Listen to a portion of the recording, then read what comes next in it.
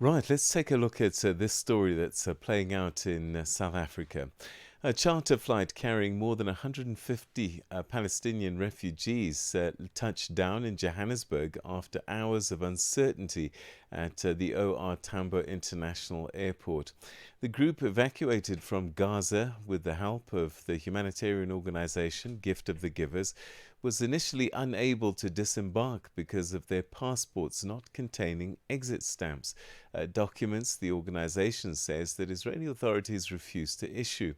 South Africa's government intervened overnight, clearing the way for the refugees to enter the country and begin the process of seeking asylum.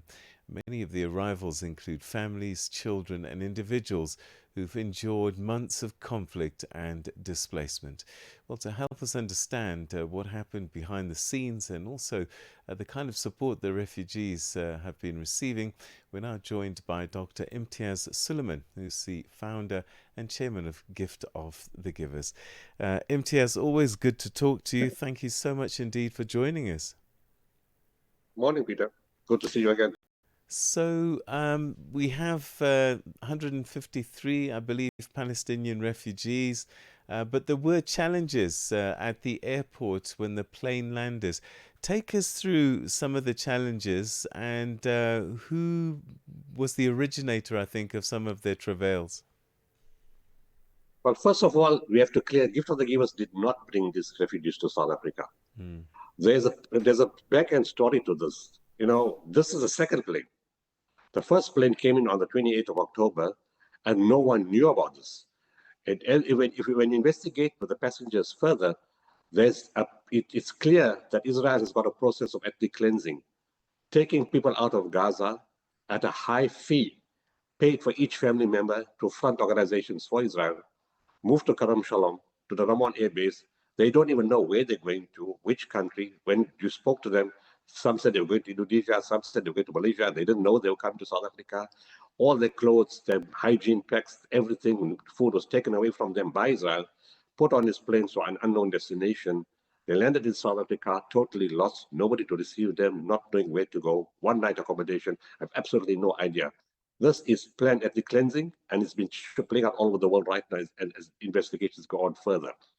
In any case, thanks to Nigel Branken, a pastor from Johannesburg, who somehow stumbled upon them, started gathering them. Each one didn't know where the other one was, put them together, and managed to get civil society organizations, including my teams, to help in some way. We were not fully involved then because we're too involved inside Gaza already. And of course, other South Africans wanted to get involved. But then from the family members of this people who came said, there's another plane coming. So then, we got called and we asked, like, what other plane are you talking about? And they said they're coming like yesterday. My daughter's on that plane, she's pregnant, and a whole lot of other people. And then, of course, I checked with Delco and net joins, and there was some idea that this plane was coming. There was some indication that, Delco had written or people within that committee had approached Home Affairs and Border Management Authority to allow the things to go through because these are refugees coming from a genocidal area. They need asylum. So it sounded very okay. They can land, they can come in. When they landed at 8:05, then the drama started. No, you can't get off the plane. You don't have an exit stamp. Now, Israel does this all the time. They don't stamp your passport. So to add injury to all the genocide and the terrorism, they make it inconvenient for ordinary civilian people. So they get embarrassed in a foreign country. They have more difficulty. They get more displaced and they don't know what to do. So we say it's a simple thing. The rule is very clear. If people need asylum or they come as refugees from a war-torn country or wherever, you just open them your borders and bring them in and you process the stuff afterwards. No, this didn't happen. I started speaking to guys in Water Management Authority. The guys at the bottom were very fine. They said, yes, we understand. These are children and women. They cannot stay on the plane. We've got to bring them in. We're going to bring them off the plane now. But every time they said yes, it looked like somebody overrode them. Because on the conversation, it was clear these people were very good and they wanted to bring the people into the country. But every time, what they tell you is not what happens. Something else happens. They don't come in. And like this, at one point, they were taken off the plane and we said, okay, it's all over now. And then we realized they put back on the plane. And then when we sent food, it took more than 2 hours for that food to be delivered. And the people were starving. Kids, men, women were dehydrated. There's a pregnant woman who was about to deliver. There was a child who had seizures. The aircon was not put on, and the plane company has a lot to answer for as to how this has happened. They need to be investigated. And of course, eventually, with a lot of pressure, calling government people, they were finally, the waiver was given. Therefore, I spoke to the DG in Canada. He said all it requires is a letter to say, waive the exit requirement. That's all. It's simple. These are asylum seeking refugees.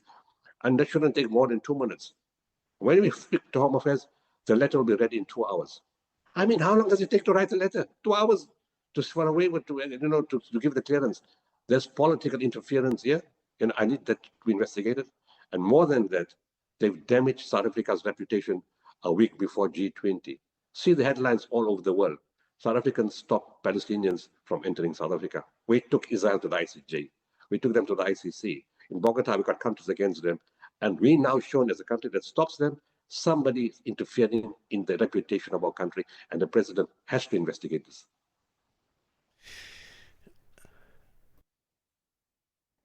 This all sounds quite. I'm not even sure what the word is, but from right at the beginning, the Israeli government refusing to give exits. Why do they do this? I just told you that they embarrass people because they have that mentality of total onslaught, genocide, kill women, kill children, bomb hospitals. They've killed 1,300 healthcare workers. They've killed 300 journalists, more than all the wars put together in the last several decades. They want to hide the truth. They want to cover the 76 years of lies. They want to execute maximum torture and punishment on people. The hatred and the vengeance is so intense, you cannot understand. They're totally inhuman. And to add inhumanity to this, they do this. They starve the children. The type of weapons they use, the kids are born without heads. They use phosphorus. They use every type of munition supported by America and parts of countries in Europe to cause total destruction. Their aim is total humiliation, total fear. Get out of Gaza. We want your country. We'll take it. We want your land. It's not yours. It's an ongoing policy of annihilation, embarrassment, humiliation, suffering, indignity. This is what they do. And it's for the whole world to see who the real terrorists are. Unfortunately, after 76 years, all the lies have been exposed, and the real terrorist in the Middle East is Israel. You talk about interference at various levels. Do you have any clues as to where this interference is coming from? That's for the president to investigate. He needs to see this. He needs to call the matter because, and at some point, I think he did intervene yesterday. Some people are saying the president intervened, and immediately after that, when I spoke to the DG of Home Affairs, somebody else spoke to the DG of Home Affairs. I spoke to the Deputy Minister of Home Affairs. I spoke to the Chairman of the Portfolio Committee on Home Affairs. I spoke to the Deputy Minister of Human Settlements. I spoke to the DG of DERCO.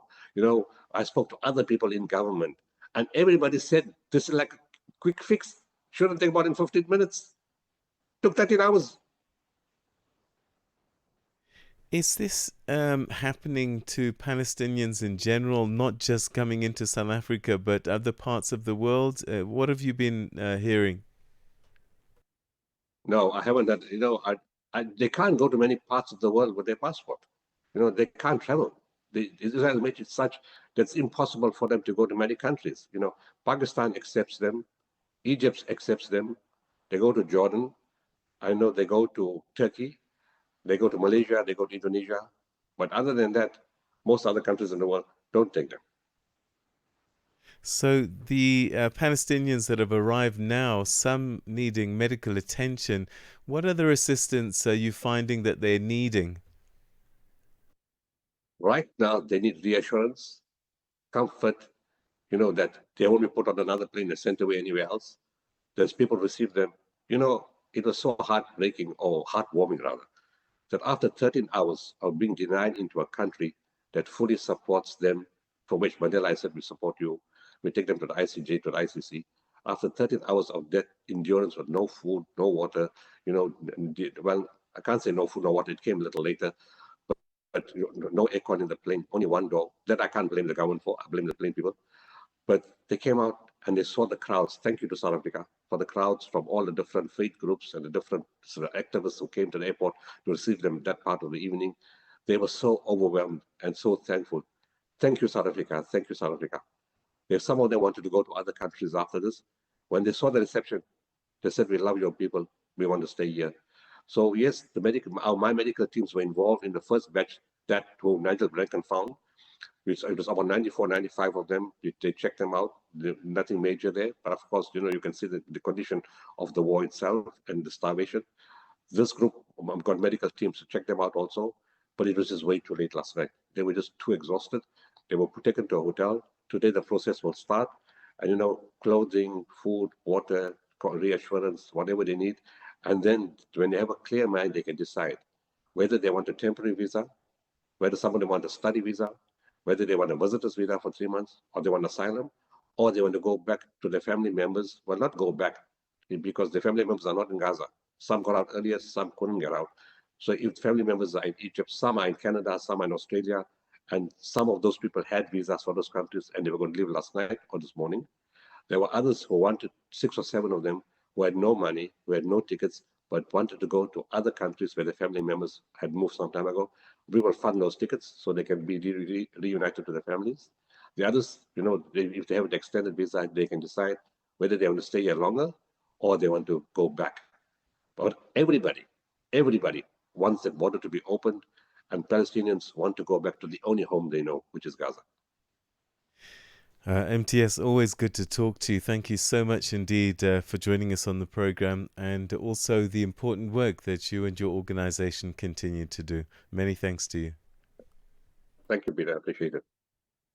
That was Dr. Imtiaz Sooliman, founder and chairman of the humanitarian organization Gift of the Givers, telling us a little bit more about the plight of these Palestinian refugees that had difficulty in getting off a plane in Johannesburg last night.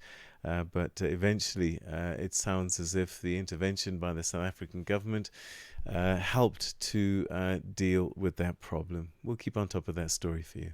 Es-tu préoccupé par quelque chose?